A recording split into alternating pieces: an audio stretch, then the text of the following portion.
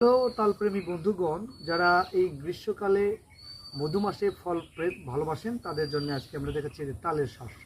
যদিও ভাদ্র মাসে তালটা পাকে, কিন্তু এই জ্যৈষ্ঠ মাসে এই মধুমাসে তালের এই নরম কচি শ্বাসটা দেখাচ্ছে। এটা বেশ পুষ্টিগুণ সমৃদ্ধ।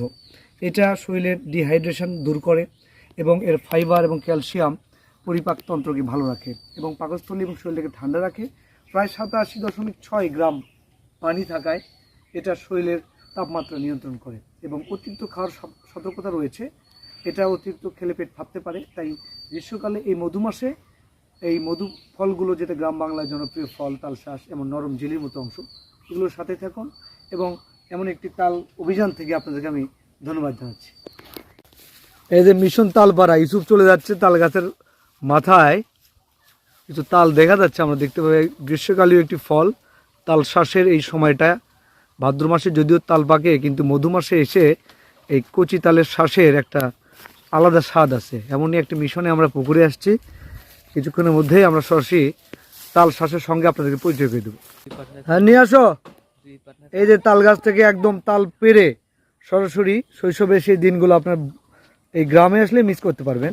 এই গাছ থেকে সরাসরি তাল পেরে এই তাল শ্বাসগুলো খাওয়ার যে একটা মজা, সেইটা গ্রাম থাকলেই সম্ভব।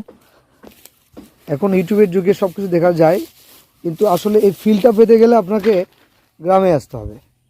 এই তালগুলো পড়ছে, কিছুক্ষণের মধ্যেই আমরা সরাসরি এই তাল শ্বাস খাওয়ার দৃশ্য আপনাদের দেখানোর চেষ্টা করব।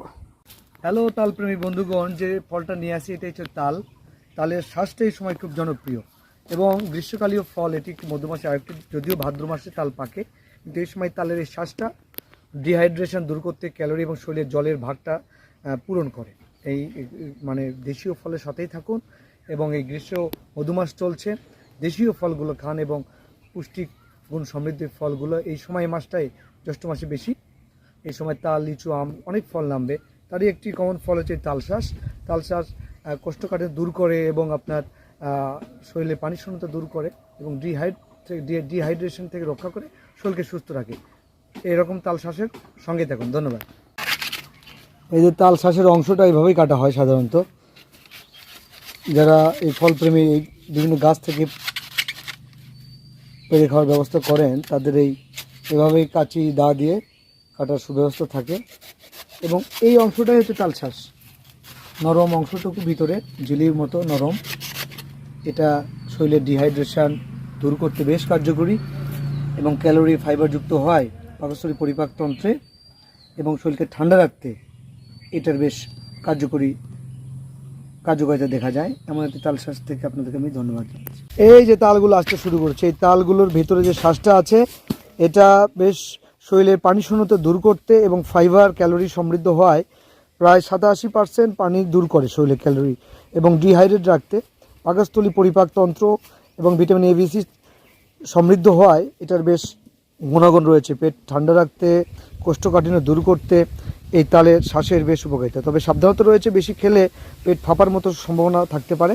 তাই এই মৌসুমি ফলগুলো মধুমাসে প্রচুর পরিমাণে গ্রাম বাংলার আনাচে কানাচে জন্মে। এই তাল শ্বাসও একটি জনপ্রিয় খাবার। এই নরম অংশের জেলিটা তাল শ্বাস নামে পরিচিত। আর ভাদ্র মাসে তালের পোড়া পিঠা, সেটা তো খেয়েই থাকি আমরা। জ্যৈষ্ঠ মাসের এই মধুমাসে তালের ভিতর যে নরম জেলির মতো শ্বাসটা, এটাই জনপ্রিয় একটি খাবার তাল শ্বাস। এমন একটি তাল শ্বাসের তালের অঞ্চল থেকে আপনাকে আমি ধন্যবাদ জানাচ্ছি। এই পুকুর থেকে পাড়া সদ্য তরতাজা টাটকা তাল শ্বাস খেতে সবাইকে আমন্ত্রণ জানাচ্ছি।